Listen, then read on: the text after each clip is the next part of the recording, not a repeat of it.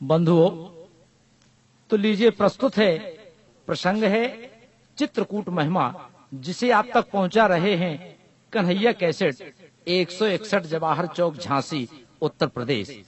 तो लीजिए सुनिए आप।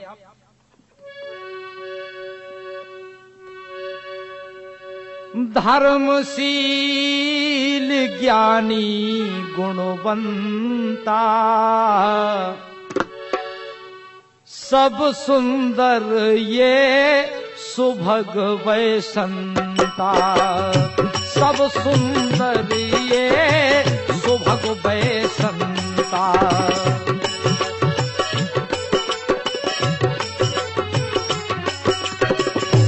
हरि अनंत हरि कथा अनंता, हरि अनंत हरि कथा अनंता। कहि सुनहि बहु विधि सब संता।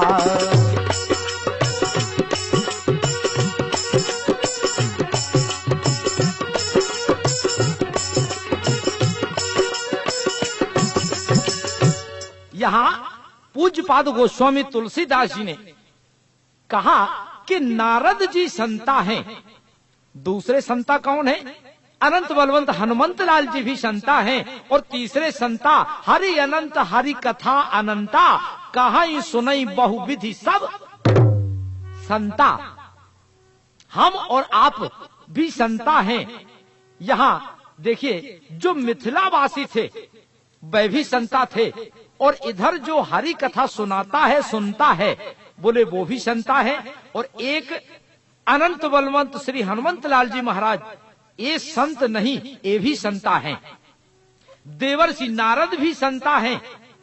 तो जब महान संत ने देखा कि देवर्षि नारद ने, उन्होंने कहा, अरे जयंत, तूने और किसी से नहीं, भगवान राम से विरोध किया है। अरे देख नहीं रहा, चित्रकूट में उनका आगमन हुआ, समस्त देवी देवता अपना वेश बदलकर उनके दर्शनों के लिए जा रहे हैं, दर्शन करने के लिए जा रहे हैं, लेकिन तुझे मोह हो गया है, तेरा अहंकार है जो जा। अभी तूने देखा प्रभु का प्रभाव, एक सींग का वाण लगा दिया, उसके डर से किसी ने भी तुझे पास बैठने के लिए कहा नहीं, किसी ने नहीं कहा कि आओ बैठ जाओ, लेकिन अब जाओ और महाप्रभु का स्वभाव भी तो देख लो कि वो कितने दयालु हैं, कितने दयालु हैं। अब उन्हीं की शरण में जाओ। तो जयंत प्रभु की शरण में आया, आर्त होकर के, दुखी होकर के प्रभु के चरणों में गिर गया। प्रभु ने कहा, जयंत, तू मेरी शरण में आ गया है। यद्यपि तूने जो कार्य किया है यह वैसे वध करने योग्य है तू, लेकिन दंड तो तुझे जरूर देंगे, क्योंकि चित्रकूट में किसका राज है? ये राम राज्य है। क्योंकि राम राज्य की कल्पना महाराज दशरथ कर रहे थे अयोध्या में। महाराज दशरथ अयोध्या में राम राज्य की कल्पना कर रहे थे, राम को राजा बनाना चाहते थे, लेकिन भगवत प्रेमियों, राम को राजा, अवध का महाराजा दशरथ नहीं बना सके। भगवान श्री राम में बंटवारा हो गया, क्योंकि भगवान श्री राम भी कहते हैं कि मैं राजा कहाँ का हूँ। बोले, देखिए कहाँ के राजा हैं भगवान राम, के पिता दीन मोहि कानन राजू, जह सब भांति मोहि बड़ काजू, जह सब भांति मोहि बड़ काजू, जह सब भांति मोहि बड़ काजू।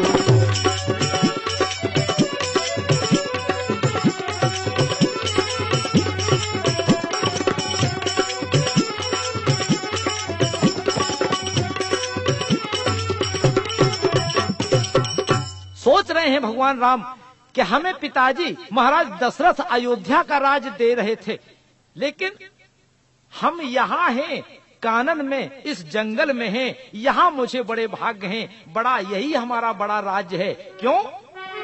कि पिता दीन मोहे कानन राजू, जहाँ सब भांति मोही बड़ काजू।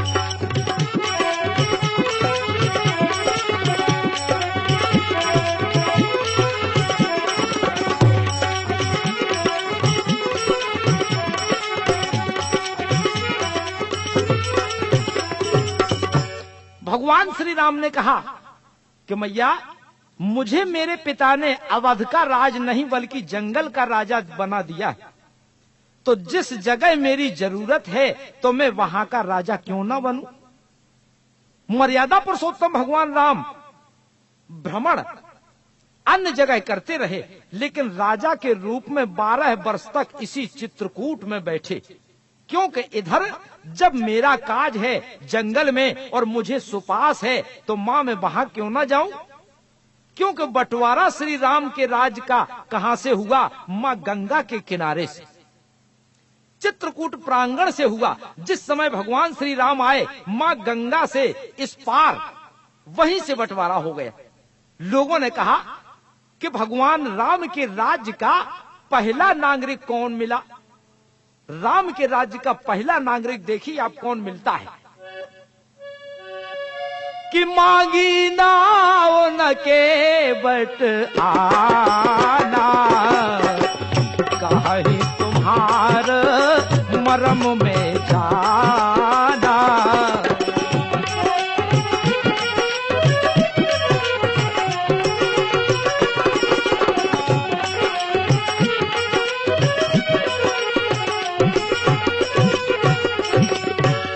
बंधुओं, भगवान राम के राज्य का पहला नागरिक, इस जंगल के राज्य का पहला नागरिक केवट है, क्योंकि भगवान श्री राम ऐसे अपने प्रजावासी ऐसे नागरिक नहीं चाहते थे जो डर की वजह से जी हुजूरी करते रहें, क्योंकि भगवान को ऐसे नागरिक चाहिए थे। कैसे नागरिक कि जो अनीत कछु भाखो भाई, ओ तो मुहे बर जेऊ भय बिसराई। भय को छोड़ देना। तो पहला नागरिक कौन है? केवट। पहला नागरिक, राम राज्य का पहला नागरिक केवट हुआ। उसके जीवन से भय किस तरह दूर हुआ? इस तरह दूर हुआ कि केवट ने कह दिया,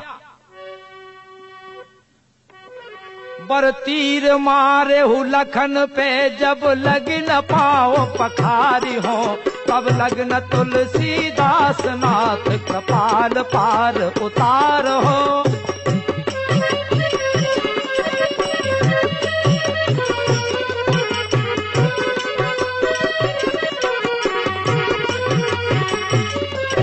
बर तीर मारे हूँ लखन पे, जब लग न पाओ पखारी हो, तब लगन तुलसीदास नाथ कृपाल पार उतार हो।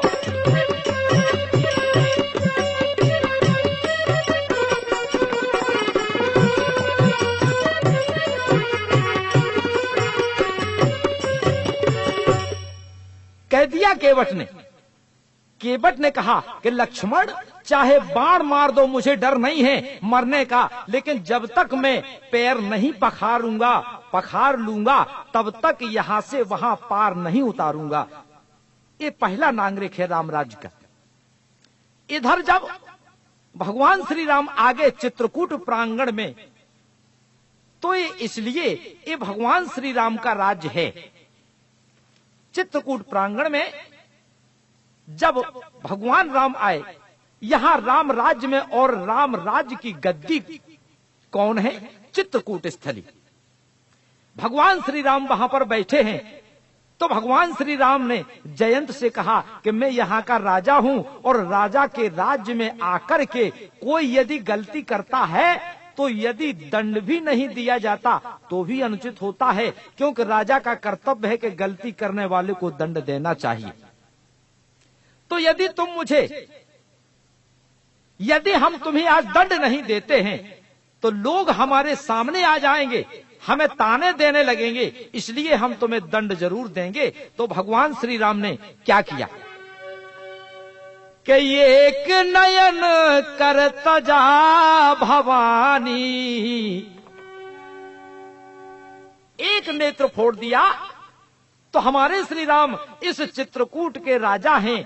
आप सभी लोग इस चित्रकूट में आते हैं तो हर जगह के दर्शन करते हैं, और चित्रकूट की पावन भूमि पर आकर के अपने जीवन को धन्य करते हैं, कृतार्थ करते हैं। तो यही हम ईश्वर से कामना करें कि जैसे हमने आपको अभी बतलाया कि हमारा ये जीवन चित्रकूट में, पशु के रूप में, पत्थर के रूप में, चाहे जिस रूप में हो, यदि बन जाता है तो वास्तव में हमारा जीवन धन्य है, हमारा जीवन कृतार्थ हो जाता है।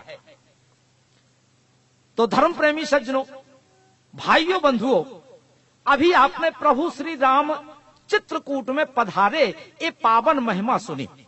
लेकिन यहाँ चित्रकूट में कुछ ऐसे स्थल हैं कि जिन स्थलों पर हम और आप जाते हैं, दर्शन करते हैं, लेकिन उनका प्रभाव नहीं जानते। लेकिन चित्रकूट में सर्वप्रथम जाकर के माता मंदाकिनी गंगा में स्नान करते हैं। ये मंदाकिनी गंगा जो अपावन को भी पावन बना देने वाली, कितने पतितों का उद्धार कर देने वाली, जो कभी पाप से कलुषित नहीं होती, ये मंदाकिनी गंगा इसी चित्रकूट में वास करने वाली एक देवी, एक महासती, जिसे आप सभी लोग जानते होंगे, मां अनसुईया। हमारे बाबा गोस्वामी जी ने लिखा है कि इस गंगा को लाने वाला कौन है, क्योंकि गंगा में स्नान में आप करते हैं जिसे कहते हैं भागीरथी गंगा। इतने बड़े बड़े राजा हो गए, तपस्या करने वाले हो गए। भगवान श्री राम के पूर्वज भी ऐसे हुए जो अपने पूर्वजों का उद्धार करने के लिए अखंड वर्षों तक तपस्या करते रहे। लेकिन किसी में वो सामर्थ्य नहीं रहा कि मां गंगा को देवलोक से इस मृत्यु लोक में ले आए।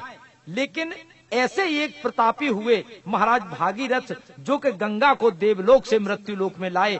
हम आज वहां पर भी जाते हैं, स्नान करते हैं। इसी प्रकार चित्रकूट के ये पावन गंगा, इन्हें लाने वाला कौन है? हमारे बाबा गोस्वामी तुलसीदास जी कहते हैं कि नदी पुनीत पुराण बखानी, अत्रि प्रिय निज तप बल आनी।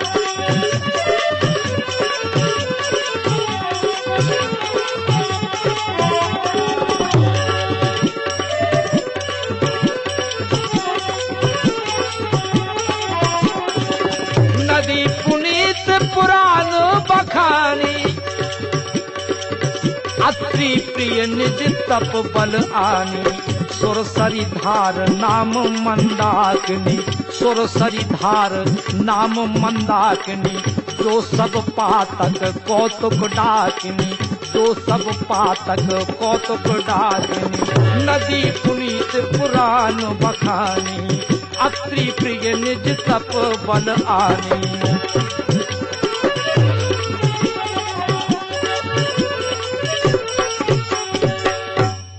सुरसरी धार, यह भी देवलोक से आई।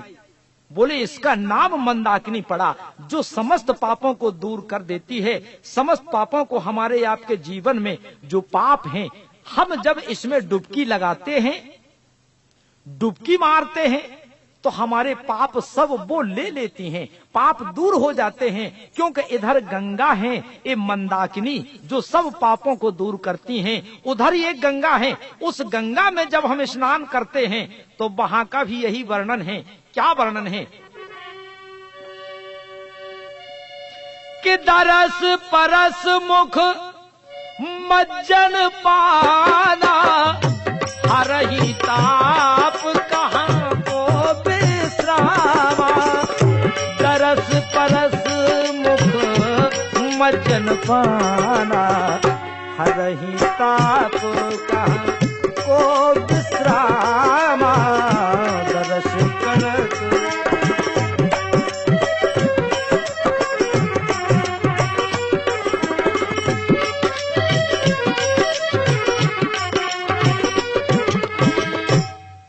तो कहने का तात्पर्य कि ये दोनों गंगा पापों को दूर करती हैं। लेकिन चित्रकूट में जो गंगा है, भगवत प्रेमियों, यहाँ दो गंगा हैं, दोनों गंगा हैं और संत महात्मा दोनों गंगा में स्नान करते हैं। दोनों का जल जो अमृत के समान है उसे पान करते हैं। बोले एक गंगा है मंदाकिनी और दूसरी है गंगा।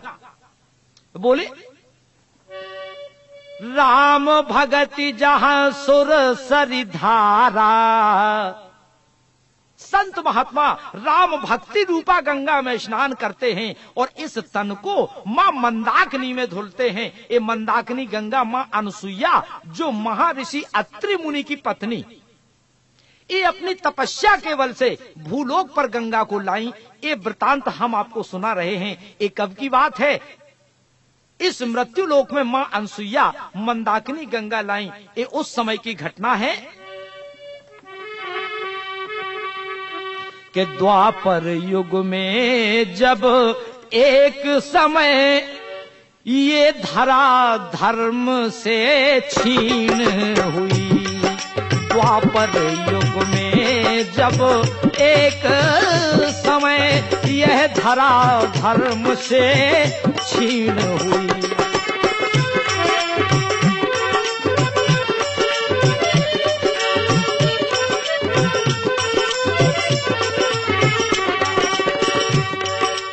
ये दृष्टि बंद हो गई सभी, ये दृष्टि बंद हो गई सभी, ये धान से सारी वसुधाएं।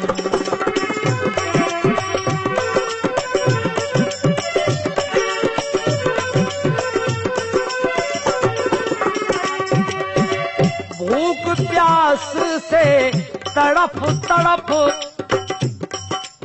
उस समय ऐसी हालत हो गई थी अकाल पड़ने से कि सारे मृत्यु लोकवासी जीव जंतु भूख प्यास से तड़प रहे थे। हाँ, भूख प्यास से तड़प तड़प तब मरने लगी प्रजा सारी। उस समय अत्रि मुनि ने अविचल, उस समय अत्रि मुनि ने अविचल समाधि मन में तो है धारी।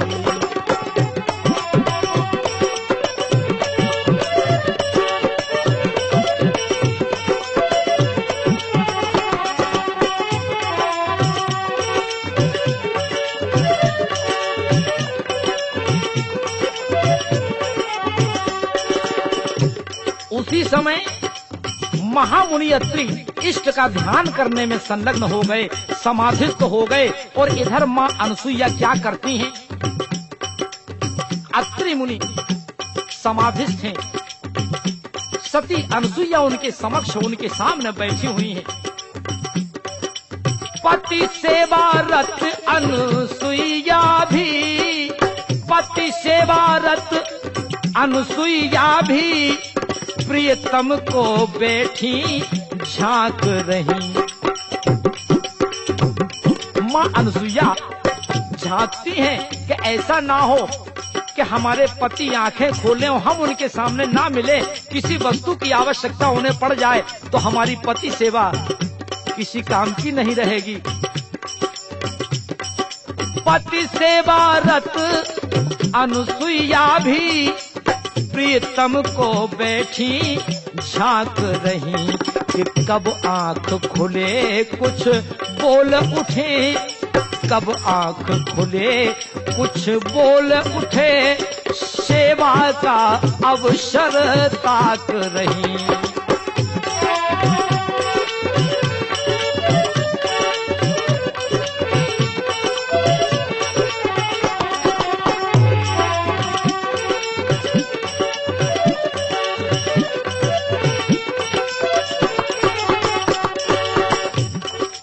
अनसुईया पति परायण, जो पतिव्रता नारी ऐसे धर्म को निभाने वाली ऋषि अत्रि की पत्नी के रूप में अनसुईया प्रतीक्षा में बैठी समीप कि मेरे स्वामी की समाधि कब टूटे, मेरे लिए कब आदेश ना हो जाए, इसलिए वो संवर के बैठी थी। प्रेमियों, उसी समय क्या हुआ कि एकाएक मुनिवर जाग उठे, बोले फौरन पानी लाओ, बोले फौरन पानी लाओ। इतने में क्या हुआ, अत्रि मुनि की समाधि खुली, उन्होंने कहा पानी लाओ। वे बोल उठी कि हे स्वामी अभी हाल लाती हूँ। वे बोल उठी लाती स्वामी, वे बोल उठी लाती स्वामी, झट पानी लाती मत घबराओ।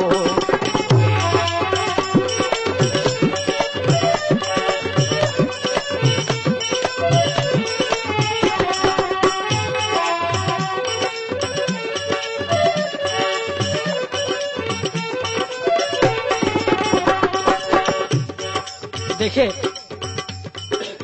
भगवत प्रेमी सज्जनों, यहाँ माँ अनसुईया ने तत्काल कमंडल को उठाया। लिए कमंडल हाथों में, लिए कमंडल हाथों में, बह दौड़ रही थी यहाँ वहाँ। कुटिया से बाहर निकल के चारों तरफ देखने लगी, कहीं कोई झरना तो नहीं बह रहा है पानी का, हम वहां से जल लेकर आए अपने पति के लिए। तो हर वन में पक्षी प्यासे थे, हर वन में पक्षी प्यासे से चिल्लाते जाते कहाँ कहाँ हर वन में।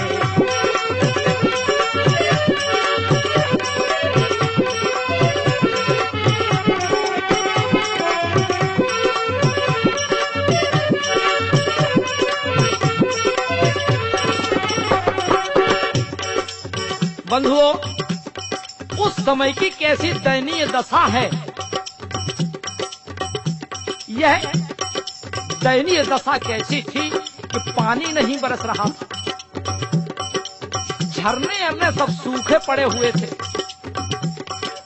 झरने सुरसर सब सूख रहे, वन तरुओं के वो पात नहीं। वृक्षों ने पत्ते तक डालना शुरू कर दिया था, पत्ते डाल रहे थे वृक्ष, यहाँ तक कि चींटी भी प्यासी फिरती थी। और बड़े जीवों की तो बात छोड़ो, इतना भी जल नहीं था कि एक चींटी की भी प्यास शांत हो सके।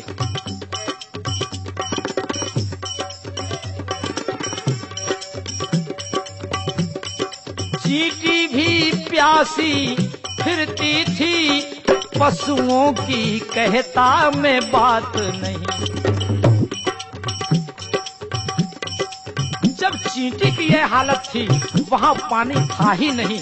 जिस समय माता अनसुईया हाथ में कमंडल लिए हुए चारों ओर जल की प्रतीक्षा में घूम रही थी कि कहीं भी जल मिले, जब जल नजर नहीं आया, माता अनसुईया एक स्थान पर खड़ी हो जाती। क्षण भर रुक कर अनसुईया ने, क्षण भर रुक कर अनसुईया ने सोचा यह बात निराली है कि हाँ कैसे पति को पानी दूं, अब कैसे पति को पानी दूं, सब सारे जब सारे निर्झर खाली हैं, कैसे अब पति को पानी दूं, जब सारे निर्झर खाली हैं।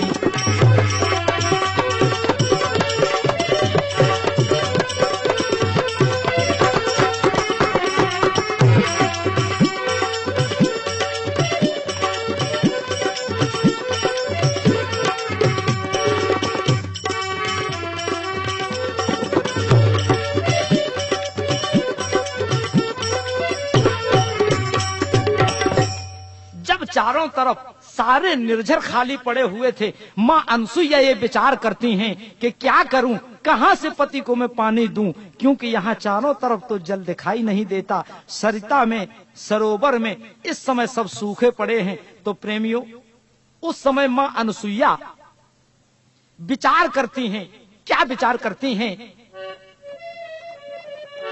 कि यदि खाली हाथ लौटती हूँ तो प्राण पति का जाता है, तो प्राण पति का जाता है, और दुनिया में अपयश पाती हूँ और पतिव्रत धर्म भी जाता है।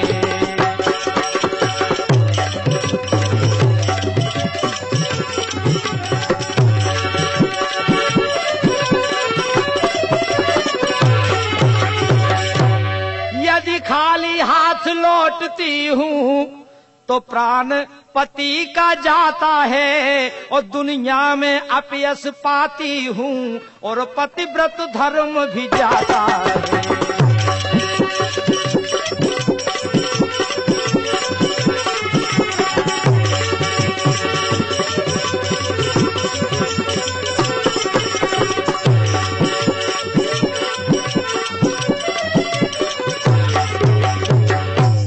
माँ अनसुईया विचार करती हैं कि मैं खाली हाथ लौट जाऊंगी, पति प्यास से व्याकुल हो रहे हैं, उनके प्राण चले जाएंगे और मेरा भी पतिव्रत धर्म नष्ट हो जाएगा।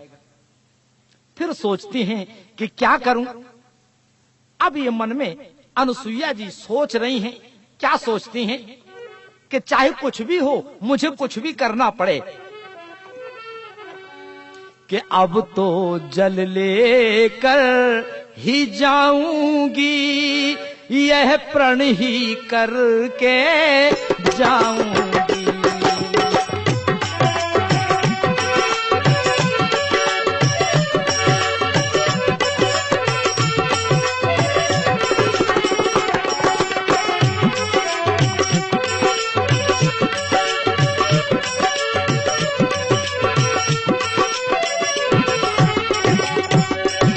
अब तो जल लेकर जाऊंगी, यह प्रण ही करके जाऊंगी।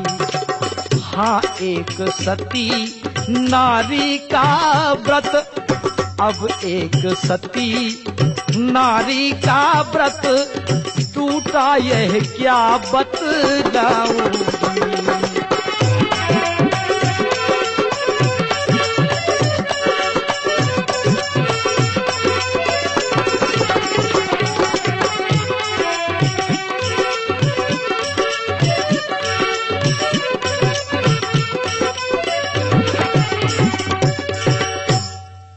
अनसुईया ऐसा विचार करती हैं कि आगे को बढ़ती जाती हैं। देखा मन में सोच करने लगी, मन में सोच रही हैं कि अब हम क्या मोह लेकर जाएं।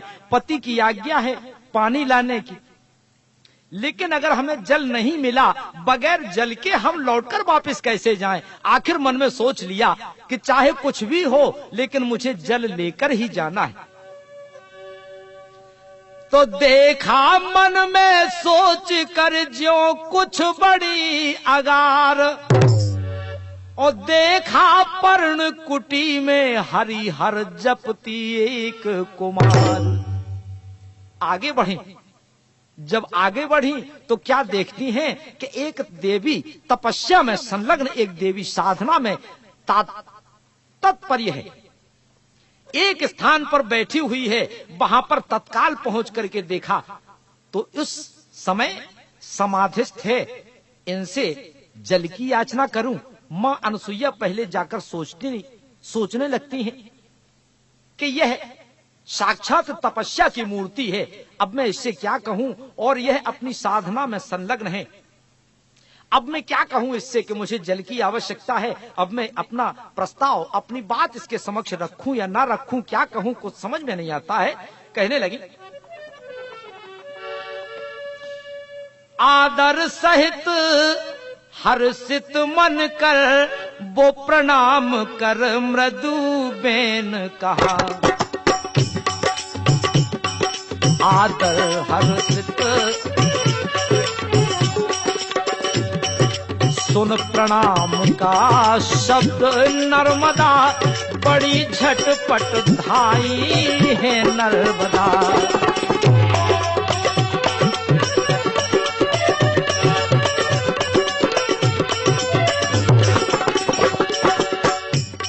उस समय प्रणाम का शब्द जैसे ही सुना, उस तप की मूर्ति वो नर्मदा जी थी। जिस समय उन्होंने सुना प्रणाम का शब्द, आगे बढ़ी, झट ठाई करके प्रणाम गदगद स्वर से पूछने लगी कि हे मां अनसुईया, इस बेटी को क्या आज्ञा है। तो वह बोली कि मैं तुम्हें क्या आज्ञा दे सकती हूँ। वह बोली, बेटी आज्ञा क्या है, मैं तो आज आपके सामने एक भिखारिन हूँ और मैं भीख मांगने आई हूँ, इसलिए मैं तुम्हारे पास आई हुई हूँ भीख मांगने के लिए। धन्यवाद।